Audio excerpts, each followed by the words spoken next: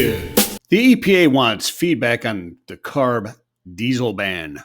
Overdrive reports, as do many others, that the EPA, which granted the waiver to CARB on its request to enforce advanced clean truck rules, would like your input.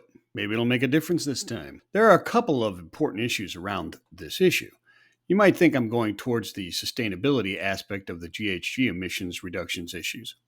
I'm looking at the implications of centralized versus decentralized power in the U.S., also the Chevron ruling from the Supreme Court, and the obvious political leanings around waivers, not to mention the complexities that these issues bring to operating national trucking fleets. There are specific tests in the Clean Air Act that require the EPA to grant a waiver unless they find against these tests. Is the standard arbitrary and capricious, etc.? I would think that better reasoning would be that the state must prove that it's necessary and prudent, including impacts to the state's and surrounding states' economies.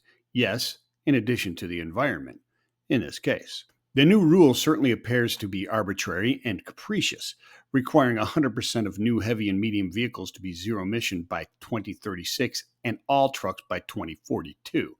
Unless you've got a crystal ball, it's 100% arbitrary and capricious to assume that we'll have the necessary technologies, vehicles, and on top of that, the infrastructure to make this a realization.